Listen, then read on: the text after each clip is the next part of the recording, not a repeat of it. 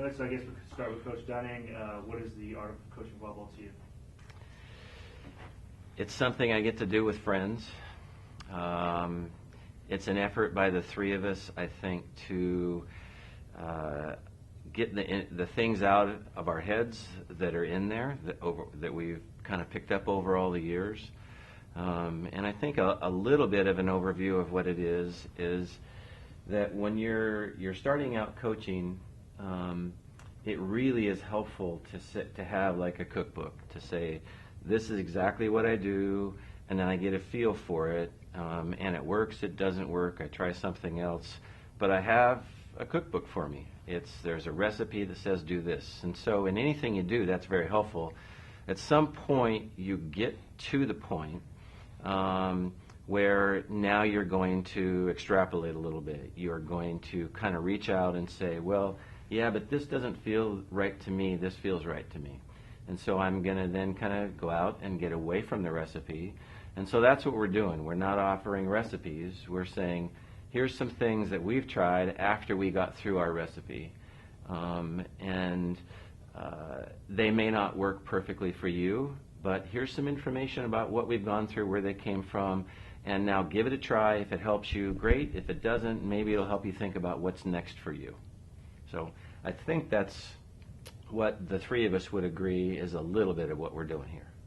Coach Terry, can you elaborate with that? You know, to echo what John said, doing it with great friends, people that I've known for a long time. Russ and I have known each other for 40 years, John and I for 35, and really presenting that coaching is not only a science, but it is an art. And it's great to sit in between two great national championship winners, and they're on two ends of the spectrum when it comes to the way they may present a subject matter, but yet they're both magnificent coaches doing things in different ways. And I think presenting that to tell people that there's not only one way to do things, there's 1,000 ways to do things, and one common ingredient is really athletic talent of your team and how you relate with that talent. And I think any coach who's successful, he or she have to relate to great athletes.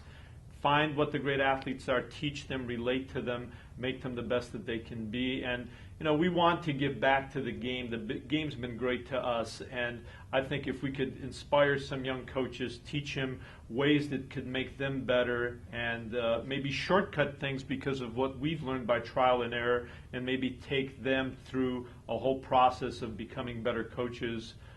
That's what Art of Coaching is about. I guess Coach Rose, he was just talking about how people have different styles in terms of, you know, the sport. It's you know, kind of you can win many different ways. So how important do you think it is to have kind of different ideas here for the young coaches to learn from? Well, I think even for older coaches and coaches of different sports, there's, you know, your level of success as a coach is probably going to be based on your ability to transfer who you are and how you go about selling your product to your student athletes and getting them to feel what you're trying to do. And as both John and Terry said, just the opportunity to spend time with friends, and you know, when they're talking, I'm taking notes. You know, so to me, it's you know, I think, you know, Terry and I both were mentored by Jim Coleman, and Jim Coleman was an individual that was willing to share his love for volleyball with anybody at any time throughout his entire professional career. So I kind of look at the Art of Coaching in the clinics just an opportunity to, you know, I tell the people in the clinics, I'll tell you what I think. It may not work for you, and sometimes it doesn't work for me, but you know, I'm certainly not opposed to throwing it out there and seeing what we can get with it. All right, so let's start with Coach Terry with this one. Do you have a long-term vision for the sport, and what type of things do you think need to happen for that to get there? You know, all of us have heard volleyball is a great sport. Men's volleyball, women's volleyball, and women's volleyball is an exciting sport because it's the only one that's played on women's dimensions. Maybe softball can say they play it on a dimension, but for us, it's a big difference between an 8-foot net for the men and 7'4" and an 8 for the women. It's an exciting sport to watch. That being said, not enough people have seen the sport, and we need to make sure that we get the sport on television. We get people to come see it. We have that adage that all of us have used, come once, you'll come back. Once you see great women's volleyball at the collegiate level, you're going to come back and see it. So I think that needs to really be pushed with television. It needs to be not only we've got to find people that are fans for the sport that are not just players, coaches, and parents. We need that fanatic, what fan is all about, to come and say, hey, I'm going to see a women's volleyball game tonight. And I know certainly at a Penn State and at a Stanford, hey, there are people that are really passionate about the game. Well, how do we translate that to be at 100 colleges in America to make sure people are doing that? I guess, Coach Rose, have you noticed, since so many more of your games have been televised by the Big Ten Network, that have you noticed maybe fans a little bit more interested, a little bit more people talking about volleyball? Well, it's certainly more of a national sport through exposure. You know, I met this morning with a football alum that lives out here, and he says he watches as many of the matches on the Big Ten Network as he can, and I'm sure as the Big 12 Network comes into play that it's going to have the same exposure across the country for people. So, you know, fans are going to watch it, recruits are going to watch it, coaches are going to have a chance to watch it, and you know, I think as that continues, the groundswell of the sport will continue to grow as well. And Coach Dunning, how much are you looking forward to next year in the future, getting so many more of your games on TV? Yeah, I mean, it's going to be good for our athletes. It's going to be good for our school, our conference. And then way up the scale from that, it's just great for volleyball here and internationally. Because our sport is one that's just grown because people like the sport. There's been resources put into it. We have to be happy about that. But as more resources get put into it, the exposure to a new group of people who aren't just built in to the sport already for some reason, it's just a great opportunity. And the growth, I mean, I personally believe this is really exciting because the biggest growth, most exciting part of our history of our sport is in the next 5 years. I just can't wait to see it happen. And just one thing that I wanted to emphasize, some people say, well, is it ever possible for a non-big-time sport, football, basketball, baseball, maybe ice hockey in there to really make inroads? I give people, you know, I grew up playing soccer. I played collegiate soccer, semi-pro soccer. If somebody would have told me 40 years ago where soccer is today in the United States, I would have laughed at them. And volleyball is a world game just like soccer is. But look where soccer's come in this country since the '94 World Cup, since the MLS, since the 2 women's professional leagues. I mean, it's on television live and people talk about it. And I think we need to create that same buzz for volleyball. How do you, just to follow up, how do you think you create that buzz?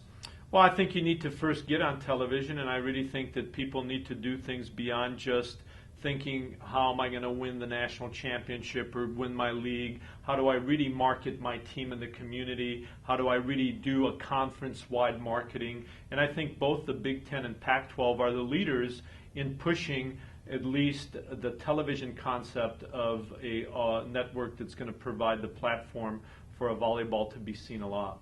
Do you have any thoughts? Oh, sorry.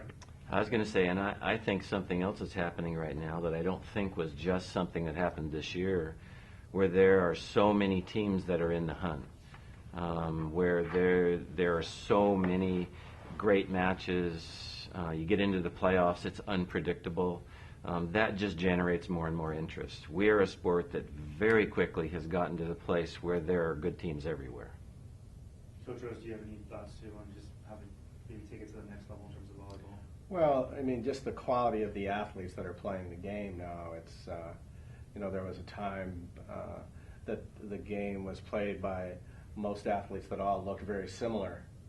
And now you have, you know, athletes that are 6'5", 6'6", and then you have the ability to mold players that are 5 feet tall in with it. So it allows the young kids that aspire to play a team sport that there's a place for them somewhere, because they can see it on TV and they can see I can do it if I really set my mind and immerse myself in skill development.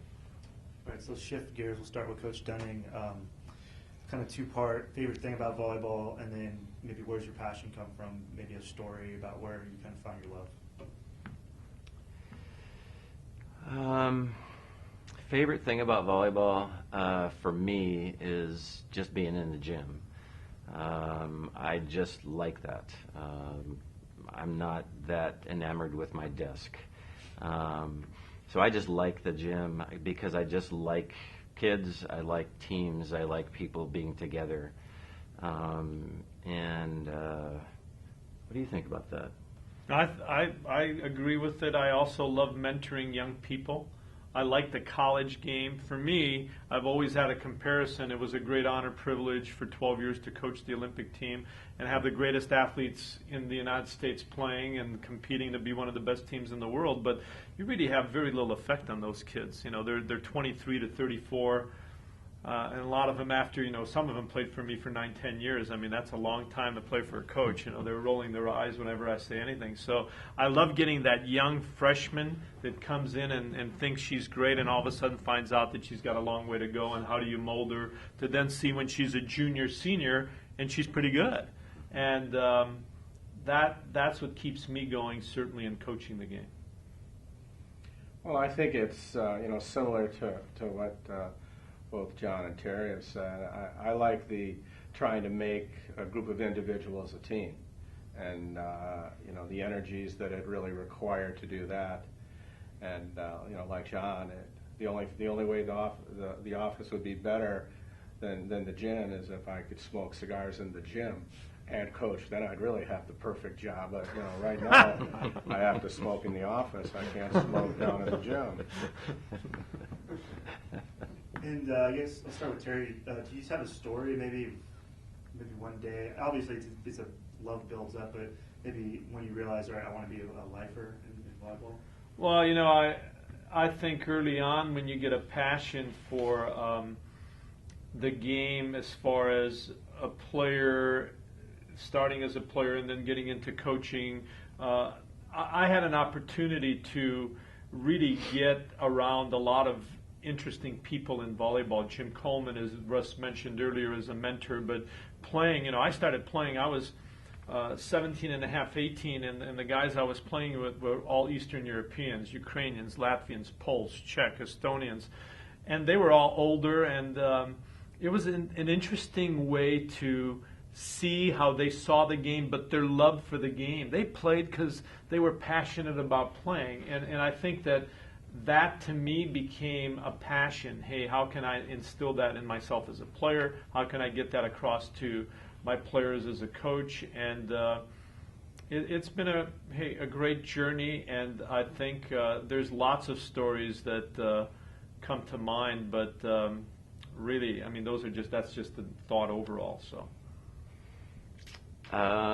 for me, finding volleyball was a life changer. I never wanted to be a coach. I never trained. I didn't play volleyball. I was a high school math teacher, and I coached basketball, and Title IX happened, and there were jobs, and there were no coaches, and I actually ended up being a volleyball coach. I got told 35 years later by my first team captain that, no, coach, we didn't come and ask you to be a coach that first year. We want you to know that we asked 3 other people first, and they said no. So you ended up with this opportunity, and that's just how life happens sometimes. But I'm really so thankful for that, because it did change my life. I love coaching basketball. I love coaching the guys at the time. And then when I switched over to coaching volleyball, something happened in my life, and it's been different ever since, and it's been a real wonderful ride. Coach, you have a story maybe? I went to college to be a basketball coach, and I took a volleyball 1 class from either Terry or Jim Coleman, and that was how I kind of transferred from the basketball world into the volleyball world. So I knew I was going to be a physical education teacher, and that's the path I followed. So the next one, start with Coach Rose. Obviously, all you've been so successful, and there's a million things that lead to success, but there's maybe 1 or 2 things for you personally that have been important in your success. I mean, I think, and I don't want to take all the answers away from the others, but you can't win without great players. You can't win without a university's commitment to just give you all of the things necessary to really compete. But in the end, it's the players. It's you can have the best players and not have a great team, and you can maybe have okay players and have a great team but not win the championships. So, every season is a different sort of journey, and but clearly, if one was to say what's the most important factor, I think all of us were made better by the best players that we've had in our programs. Yeah, and I'd echo that. I think I always use this saying that if you have good coaches and good players, you're going to be good. If you have good coaches and great players, you're going to be very good. You have excellent coaches and excellent players, hey, lots of great things are going to happen. And then I'd add to that, I've been very fortunate. I've had great staffs that I've worked with, and players are number one without a doubt. But I've been very fortunate. My associate head coach right now, Mark Barnard, that's involved in helping us with our art of coaching, and certainly through the years, just people I've learned from. They made me better. They challenged me behind closed doors. So that's been, I think, an important part of being good. So adding to that, for me, I completely agree with what they both just said, and I think there's another group of people for me that have made a huge difference in my life, and that's people who, in various forms, you would call mentors. I think our players, in a lot of ways, are mentors for us because we learn so much from them. For me, I would never have gone down the route I went down without having met Terry and gotten to know him. He's the one that really brought me into the next level that I wanted to be part of. Russ is a mentor in a different way for me. I know him pretty well. But the thing that you learn from Russ when you watch his teams is that they compete every single play. You have to go into it expecting that, and so you got to watch him, how he interacts. You got to learn from in whatever way you can to see how he brings that about. And so I'm at a point in my career where I look around and say, okay, Terry, Russ, there are people who are mentors, and everybody has to look for that somewhere in their improvement path. So, Coach Dudding, ask you this next one too. You mentioned there's so many different ways to win, but in terms of personality trait, from talking to these guys and just other successful coaches, have you noticed maybe a successful personality trait or a dominant one that when you meet a successful coach that they have? No. I would say that I'm the opposite to that. In fact, I actually think that even when a coach thinks that they have a way, that their way works, I think they're probably off the path that they need to be on for the next period of time in their career. That's one of the miracles of coaching and the ways to be successful is there isn't a way, there isn't a personality. I think there are some things that matter. You have to care. You have to care in our world that we're in about an age group of people, young adults. You have to care about them a lot to go through everything with them. And John, I was, that's a great point, and all of us know Anson Dorrance, the great coach at UNC, and I know he a lot of times would say this statement about caring, where he said they could care less about how much you know unless they know how much you care. And I think that all coaches, whatever their personalities, and we're all different personalities, but I think our teams for sure know that the coaches care about them in different ways, and then you can get some things across. So. No, and I agree. And there have been moments where I think that I've had coached players or groups of players that wondered if I did. And when I got into those moments, that's when I knew I was making a mistake, because they can't ever get there. No matter how hard you want to push them, no matter how trying you want to make it, no matter how mad you get, it can never overpower or negate that caring factor. They just have to never doubt that part. Otherwise, it's the floodgates are open for what kind of personality wants to walk in the door and be a great coach. And Coach Rose, I think you're saying it earlier, and Coach Dunning was kind of talking about it. Would you say maybe flexibility might be maybe one of the most important things in terms of changing your tactics and having to deal with different personalities? Well, I think, one way to look at it would be if the three of us were coaching a team together, there's going to be players that relate better to each of us. So part of one's success or the art of coaching successfully would be having the ability to reach all of your players, especially the ones. I mean, I'm a better head coach because at one point I was an assistant coach. I'm a better head coach because when I started the program at Penn State, I had no assistant coaches. I didn't have anything, so I had to do everything. So I don't have to do everything now, but I know what one has to do to somehow build a program.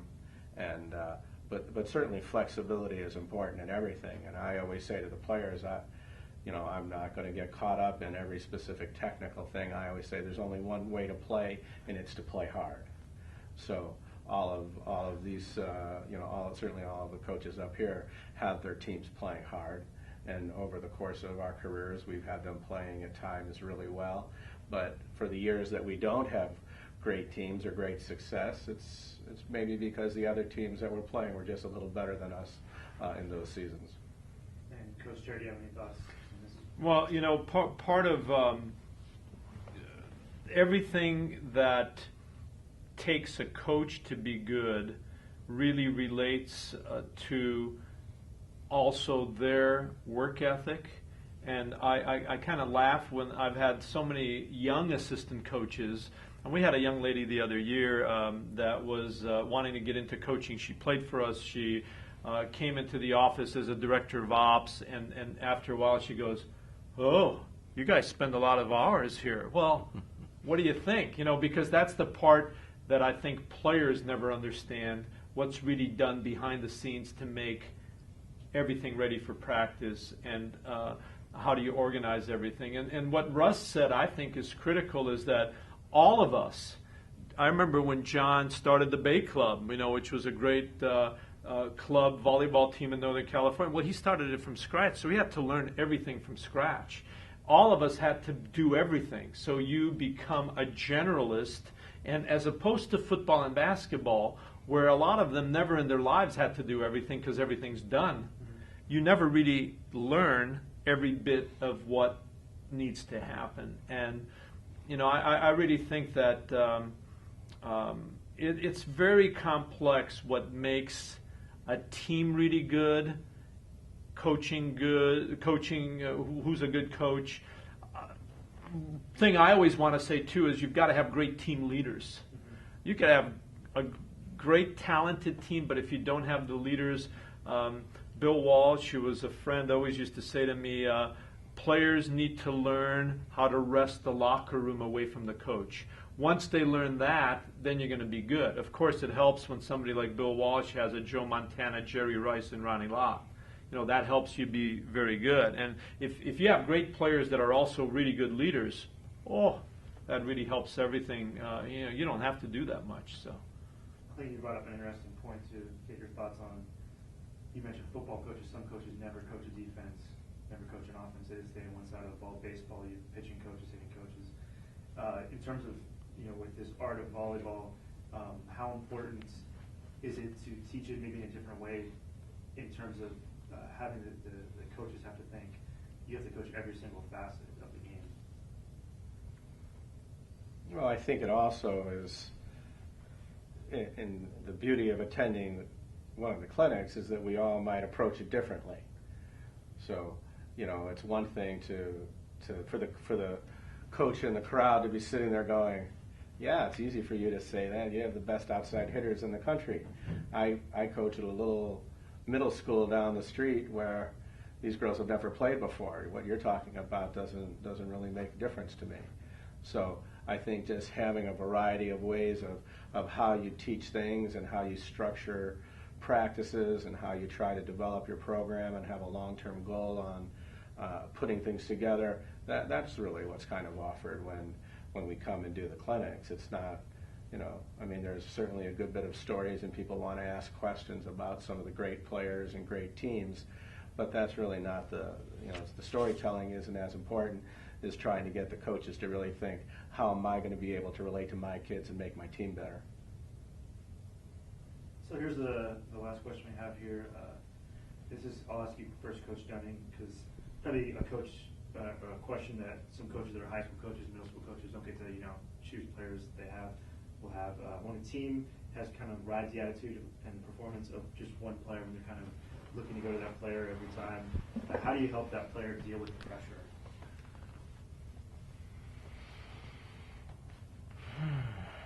I think I need to sit down and write this answer out. Think about it a little bit. Hey, pressure is a tough thing. And it works with some people where you can really get them out of their comfort zone. I feel no one's going to be accomplishing much in life, whether it's sports or anything else, unless you get out of your comfort zone. And players need to get out of their comfort zone. And sometimes it doesn't work, but I've used this statement to one of my players saying, "Hey, did you know that pressure makes diamonds?" And she kind of looked at me and that didn't work for her because she had no idea that pressure makes diamonds. She didn't even know what I was saying. She goes, "What is that guy talking about?" So anyway, Russ? I know what you mean about that whole diamonds thing. Right. Yeah. That's because you were good in science. The science of getting through college. I just think, pressure, whether you handle pressure, many times it's because you have experiences of not handling pressure. And I think maybe the best point that Terry talked about is so much of success of a team is going to be based on the leadership of the team and how they can really lead a group through the pressure. Coaches on the bench, really, you can talk about it, you can walk them right up to the edge and say, when you cross that line and the lights go on, that's when the pressure might hit some of you, but it really shouldn't. But what we say and what they feel many times are two different things. Part of what everybody here has done well is in coaching, one of the main jobs is putting your team in a position to win. But then they have to do it. You're not out there. I mean, you can coach them in practice. You can give them these pearls of wisdom during the match, but they need to get over that situation themselves on the floor. And a lot of times it relates also to if you're skilled, that skill in a repetitive fashion, whether it's 0-0 or 24-all, is going to kick in. If you're not skillful, I remember when I was the Olympic coach and people would look at Cuba and say, they're just great athletes. I said, yeah, they're great athletes, but they also have great volleyball skills. And if you look at them at the end of a match, they're not making errors. They're digging, passing, hitting, blocking pretty well.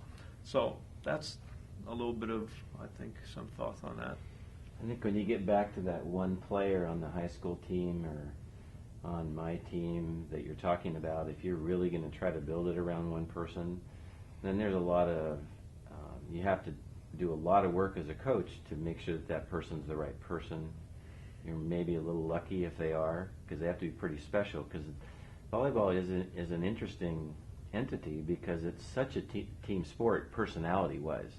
You're so close, so interactive, so dependent upon one another that, yeah, we may set Alex Kleinman a lot of balls when she needs to be set and is the one that's going to carry us, but everybody else has to touch the ball how many times to get it to her hands in order for her to be able to handle it. And then you have to go through what Terry and Russ are talking about, but that person better be a team player in the end or it's not going to work anyway. So that's what's just so cool about this, because there's so many different angles to approach this. And I really think one of the things that we're getting at with the art of coaching is that a lot of coaches have a very narrow definition of what the skills of a coach are. Teach skills, condition, know systems. I mean, nowadays it's so much broader than that. You can make a list of 20 things that a coach really has to be good at, or at least know they have to work at. And I really think we hit on a lot of those in the clinic, or we're trying to, because it's an art, but it's also, there's lots of things that you just have to know about, and you got to make sure you're at least looking. Part that all three bring to the picture is the passion that people have in the gym and even in putting on a clinic, and the enjoyment. I mean, hey, we do this because we enjoy each other. We've been friends for a long time. but there's also a certain passion we have when the lights go on and being able to talk to people in front of a clinic as the art of coaching, but also how people are in the gym passionately getting people going and enjoying what we do. We've been very fortunate. We've been paid pretty well to do what we love, and we've put a lot of work into it to get to where we have been, but it all stems also from working hard, being passionate, enjoying what you do, and having an approach and a philosophy that everybody has that's different, distinct, but there's a groundwork. There's a foundation of, I know when I'm playing John's teams, and I've coached against both these guys. I know what their teams are going to bring to the table, and I also then know, hey, you better be prepared because they're not going to be coaching poorly in the game as a match coach. They're going to know how to adjust. They're going to know how to really change the outcome of a practice or a match, and that's special, I think. I guess maybe one last thing. I haven't seen too many coaching clinics that have like Nick Saban and Urban Meyer and those type of guys together. What brought you guys, all the top together to come and do something like this? Well, I think because we like each other, and we all want to win, but I don't feel as bad losing to them that I might feel with some other people. After a day or two, you'll feel right out. Or 3 or 4 months. I mean, when Don Shaw, who used to coach here at Stanford, said that I'm on his ring of his one championship ring. My face was on that ring for him. So I don't know. I mean, I think part of it is, Terry's an incredible organizer, and I look, John has won 4 national championships, and certainly just to be around him and hear what he's talking about, and to me, that's what it was about. It was also about learning a little bit, knowing that I'm going to be the least prepared, maybe, but that's okay. But the most entertaining. If people aren't offended by my language, maybe that's true. And the point that you bring up, we felt it's special to be able to get coaches that have had success at a lot of different levels, from club to college to national teams. And also, this is good for us to identify younger coaches that we have speaking at these clinics to, hey, pass the mantle, and also find out who we can grab within these clinics to really present materials. Like the clinic here at Stanford, we have Mike Seeley. Mike just won a national championship. He's a great upcoming young coach. And, clinics down the road with Christy Johnson Lynch, the coach at Iowa State. She's done a tremendous job at Iowa State. Jenny McDowell's won several national championships in Division III. So lots of people that we want to really spread the word of getting coaching and putting it at a different level. Talking about volleyball with friends, getting people to think about volleyball, given that we've thought about it for a long time. That's all really good stuff. What better thing to do on a day like this? Yeah, the bottom line too, we're good friends, and we also, in our life, based on age alone, we've been through a lot. Wins, losses. I've had more losses recently than I've ever had, but part of it is we also know what's important in life. Family. Really, at the end of the day, just making a difference in a young person's life, and at the same time, making the world a better place a little bit. So it's been fun. That was phenomenal. Thank you, guys. That's perfect. Exactly what I was looking for. We're here for you, baby. Hey, don't screw it up, What Pat. time is dinner? Thank you. Nice job. Yeah. Hey, good job. Thank you. Thanks for Thank you.